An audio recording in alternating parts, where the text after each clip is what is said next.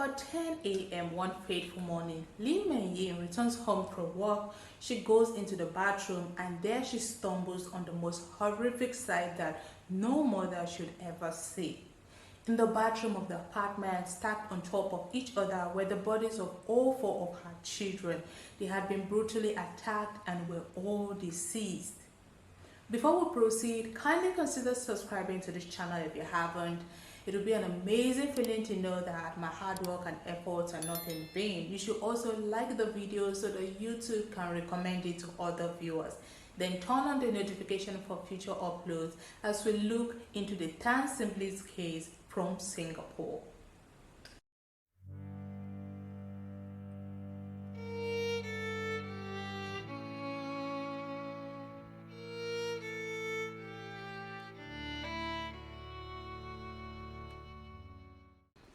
So in 1979, there was a family of 6 who lived in a one-room apartment on the 5th floor of Block 58 of a housing and development apartment complex in the Geylang Bahru neighborhood in Kallang, Singapore.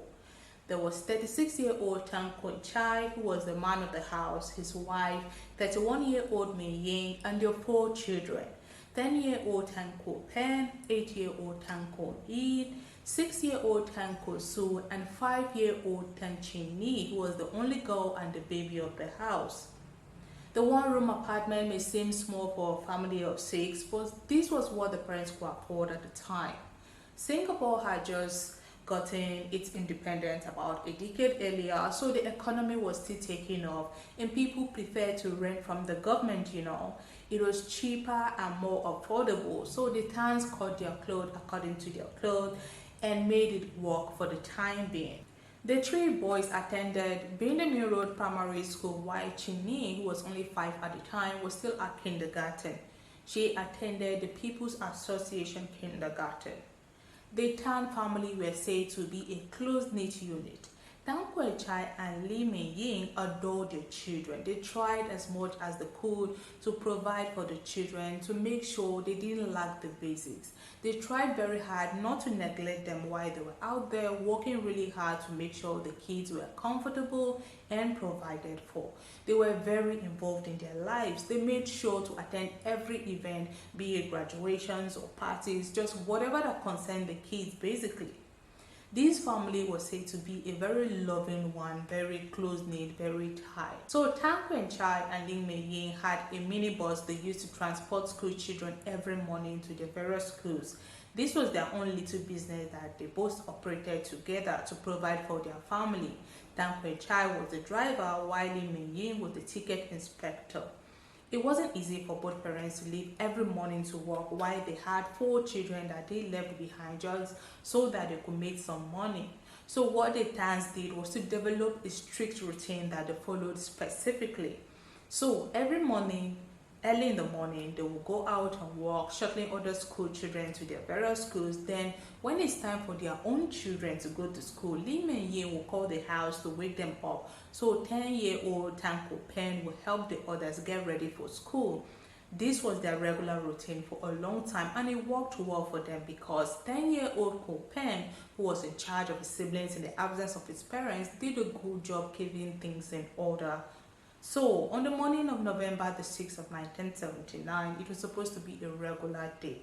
The parents were just meant to go about their business and follow the normal routine, So they left the 4 children in bed sleeping that early morning while they headed out for their transport business at about 6:35 a.m. When it was a little bit after 7 a.m., let's say about 10 minutes past 7 a.m., the mother, Lee Mei-yin, figured, okay, it's time to wake the kids up to get ready for school as usual. So she goes to a payphone and calls the house phone, but no one picked up. That seemed odd because the children were kind of used to the routine so much. Oldest son, Kwok Pen, will almost always pick the phone on the first ring. So she waits a few minutes and calls again. Still, there was no answer. By the time she had called the 3rd time and no one had picked up, she was worried. So she decided to call a neighbor of theirs and ask the neighbor to please go to her apartment and check on the kids for her. The neighbor went over to their house, knocked on the door, but no one answered. The house was just quiet, as if no one was inside the house.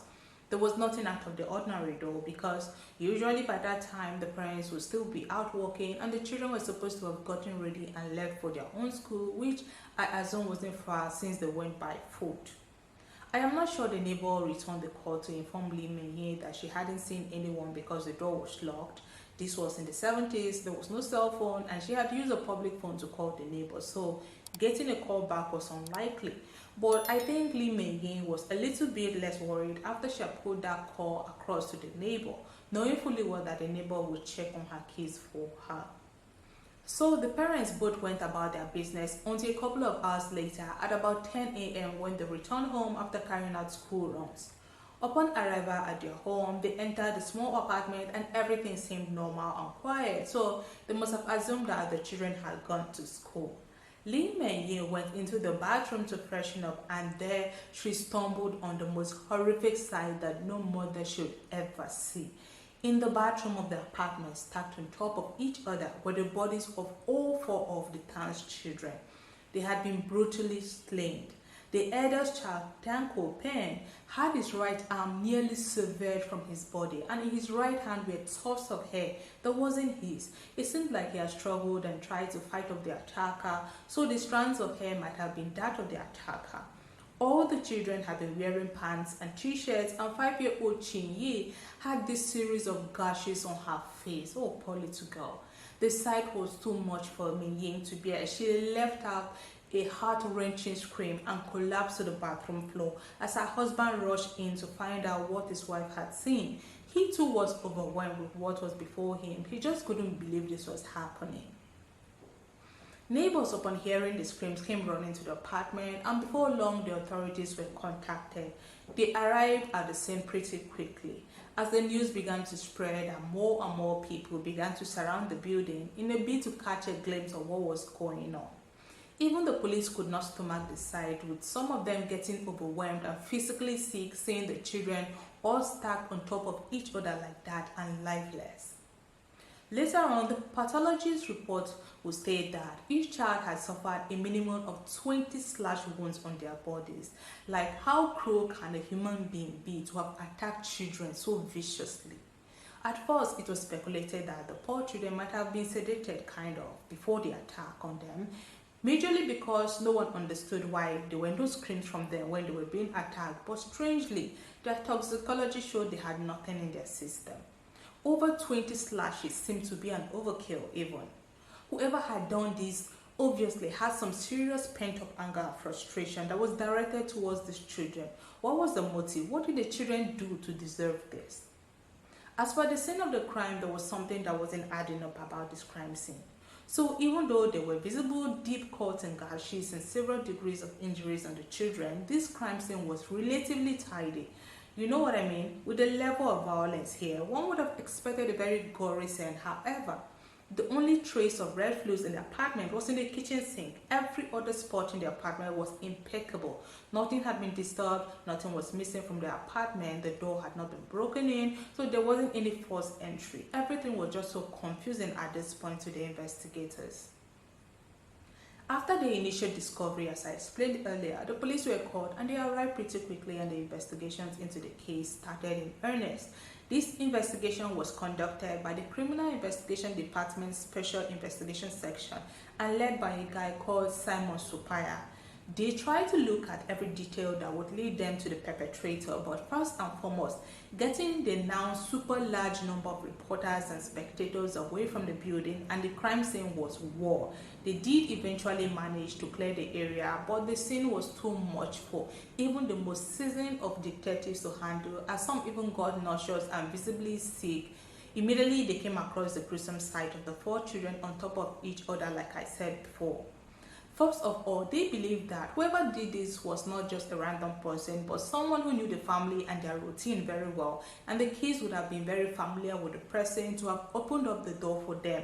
And this crime was also not a crime of chance, as from all indications, it seemed to have been premeditated, as there was little evidence left behind by the attacker. The perpetrator had clearly taken their time to clean up the scene, and cleaned herself in the kitchen sink. There was no sense of panic or urgency, so it definitely had to be someone who had been to that apartment before. If you take a look at the timeline, the parents had left the home at about 35 minutes past 6 a.m. and the mother called the house at about 10 minutes past 7 a.m. The neighbor knocked on the door shortly afterwards, give or take another 10 minutes. This was all within 2 hours, right? So you can't help but wonder if at any of those times either the crime was taking place or had been committed already and the perpetrator was cleaning up in the kitchen, or had he or she or they already left the apartment by then. The apartment units were very close to each other. It's just a long tiny corridor with doors to each apartment on each side. So it's difficult to understand how no single person had any commotion from the Tan's unit. Following the incident, residents of the block of flats were taken over with fear. No one knew who this person was that had done this. What if the person was amongst them and intended to strike again? So they started shielding the children, not letting them go out to play by themselves like they used to before. Just taking precautions, knowing that everything that had happened in that apartment that day was very swift and calculated. They thought that someone close to the Tans was responsible for this was not easy to shake off. And the police were seriously looking at the case from this angle. The fact that there was no forced entry only meant two things: that the kids had willingly let the perpetrator in, or the person had gained entry using another set of keys. And this brings us to the information that later came up. So it was said that Lee Mei-ying had reportedly lost a set of keys in the weeks leading up to the crimes, but it didn't occur to them that they needed to change their locks after she lost the keys. Had the attacker swiped the set of keys in preparation for this attack? No one knows for sure. It was also being rumored then that the family nearly got robbed at their home just about a month prior, but I could hardly get any information to further buttress this angle of events, so I'm going to just leave it alone. But meanwhile, the police had little or no evidence to go by. There were traces of red vital fluids in the kitchen sink, but I can't tell if this was processed for evidence or for DNA, I meant to say. Also, I do not know if the hair strands that the older son Copen had in his hands were ever tested for DNA. This was in 1979 and DNA was not as advanced as it is now. The weapon used in this crime, according to the police, were a chopper that was taken from the Tan's kitchen along with a dagger. However, both weapons were never found. This led investigators to conclude that the attack was definitely premeditated and the perpetrator had taken the weapons with them in order not to leave any incriminating evidence behind. The police questioned the Tans extensively, trying to get an idea of who they thought might have done this. What enemies did they have? Who had they wronged that might have had it out for them? But they remained adamant that they had no known enemies and they hadn't offended anyone. But somehow, word got out that the crimes was a reprisal against the Tans for an illegal taunting scheme they had been involved in that had resulted in people losing their money. Mei-ying's brother didn't help matters when he helped push this narrative. He was so vocal about his sister being involved in a taunting scheme that might have caused this situation. Now, before researching this case, I have never heard of anything called taunting. I know it's the first time for some of you as well, so let me quickly explain it to you, right? So a taunting scheme is an investment linked to a living person which provides an income for as long as that person is alive.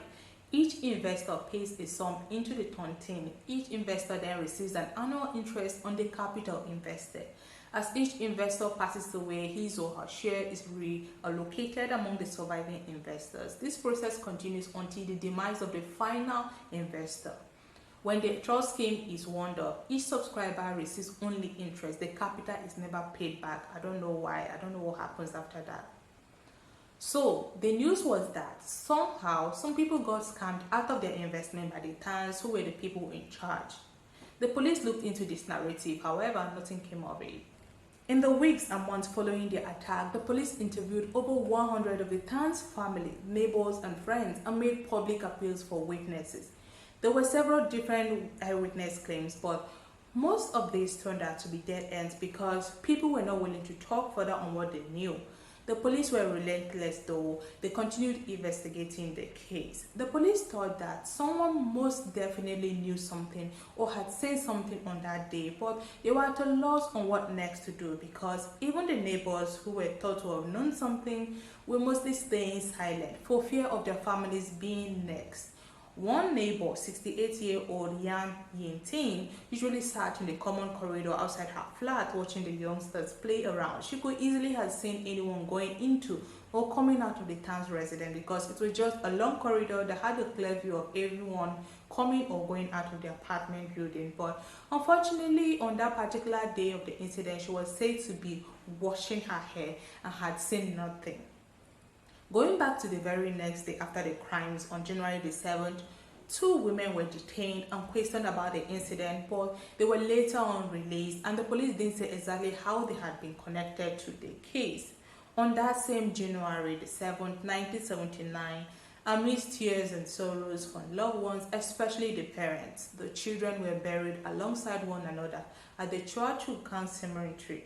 They had several of their favorite belongings like their school bags, their textbooks, and their toys buried with them.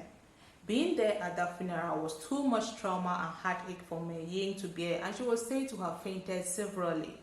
66-year-old Chan Siu, the children's grandmother, could barely hold herself as well as she wept bitterly as her grandkids were lowered into their graves.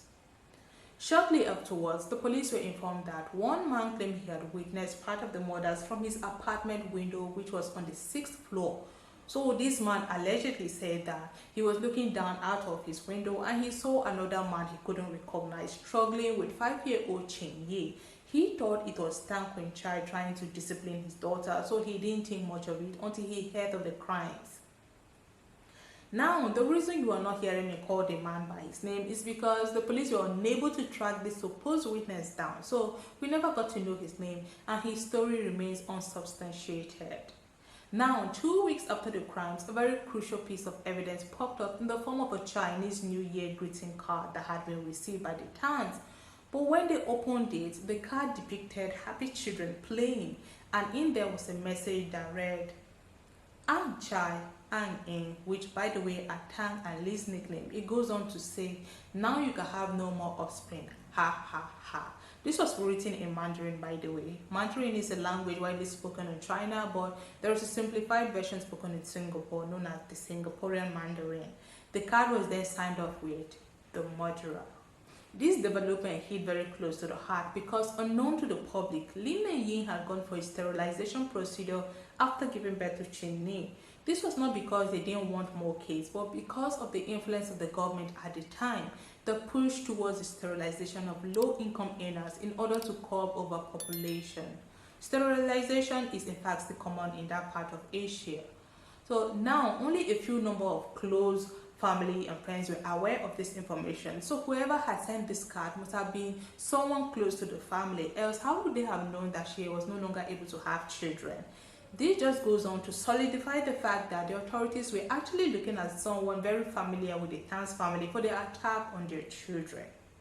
So fast forward to a couple of days later, a witness with a promising lead came forward to the police. This witness was a taxi driver and he said that on that morning of January the 6th, around 8 a.m., he had picked up a man in his 20s near block 96 along Kalambari Road near the scene of the crime. He described the man as one who worked with a lodge. According to him, the man had red stains on the left side of his body and was carrying a sharp kitchen utensil that banged on top of his vehicle as he alighted at a street called Lavender Street.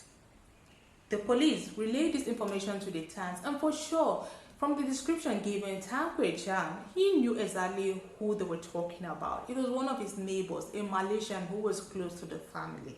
This neighbor would visit the town's residents almost daily to use the telephone and for them to also help him purchase lottery tickets. He was very familiar with the children, so much that they called him uncle. But I also understand that uncle is a very popular term used by children to describe an older male who is not their parent, whether related to them or not. The neighbor uncle was arrested, and during the police lineup, the taxi driver was able to identify him. He picked him out as the same man who had boarded his taxi that morning. Uncle was held in police custody, but I think it was like for 2 weeks. Then 2 weeks later, he was released. The police said it was due to lack of evidence connecting him to the crime. Uncle later moved out of Block 58 with his sister who had been staying with him, and his whereabouts remained unknown afterwards. As for the motive Uncle had to commit the crime, it was said that it was over an uncollected 4D bet. So if you do not know what that is, like I myself, I didn't know until I looked it up. 4D, which means 4 digits, is a popular lottery played in Singapore. It is similar to Pick 4 and Pick 5 if you happen to be in countries where this is played. It is a fixed odds game where individuals play by choosing any number from 0000 to 9999. Then 23 winning numbers are drawn each time. If one of the numbers matches one that player had bought, a prize is won. A draw is usually conducted to select this winning number. So allegedly, Tan and Mei Ying were supposed to buy some 4D numbers for Uncle like they usually did every day. One day, his number won and he wanted to collect his winnings from the Tans, but they said they forgot to buy the numbers. He was angry and didn't believe them. Shortly after that, the Tans bought a mini school bus to operate their transport business, and Uncle concluded in his mind that they had bought his 4D numbers but kept his winnings for themselves and purchased the vehicle for themselves, and that was why he attacked the children that morning as a form of revenge. Rumors had it at that time that the Tans knew that the perpetrator was Uncle, but they withheld information from the police because they were scared of him as he belonged to a gang and he had debt on them that he would have easily told the police. If you have been paying close attention, you must have noticed that the time Uncle was released from police custody was about the same period the Tans got the postcard. They didn't receive anything when he was in their custody, but the moment he got released, a parcel got sent to them. So is it safe to say that he must have been involved in it for real? Let me know what you think about Uncle and his involvement in the comment section. So let's continue. Following the murders, both Tan Kwei Chai and Lee Mei Ying stopped their minibus school business. Again, it brought the sense of guilt, maybe because they were out working with the boss while what happened to their kids happened. They, on their own part, said it was too painful to continue with the business. Mr. Tan said, quote, "I could not concentrate on my driving because I kept thinking of them, and for the sake of the school children who took our bus, we gave up because we didn't want to endanger them," end quote. So the Tans changed jobs and began working at a PVC plastic bag machining firm instead. Coping with the loss of 4 children was very difficult. Knowing fully well that having more kids was totally out of the equation, the Tans tried to fill up the void by registering with the Social Welfare Department to adopt 2 children, a boy and a girl. But unfortunately, they were told they had to wait because at the time, no children were available for adoption. The couple were devastated. I mean, they were feeling kind of dejected. How long would they have to wait before a bit of emptiness they were feeling would end? Hope then arrived in form of news that there was a reverse sterilization operation that would help Mei Ying conceive again. I mean, it wasn't 100% guaranteed, but she quickly jumped at this, and in 1981 she got in touch with one gynecologist, Dr. T.H. Lin, and after the operation, which was referred to as laparoscopical tuber rhinostomosis, she was able to conceive again. Approximately 5 years after she had lost all her children, on December the 30th, 1983, 35-year-old Lee Mei Ying gave birth to a healthy 3.2 kg baby boy. As at that time, they still lived in the apartment where the crime took place, and neighbors could say they could still see the Tans prepare meals and set the table for their deceased children as if they were still alive. People deal with grief the best way they can, so it's understandable that they still felt their children's absence. It was indeed a very difficult situation for them to get over. No one gets over the demise of 4 children hastily, you know. In 2021, Crime Library Singapore did a charity drive and the Tan siblings case was reignited. An old neighbor came forward and said categorically that for a fact neighbors of the Tans knew something but were not willing to talk. But after these years, they hoped someone might be willing to talk.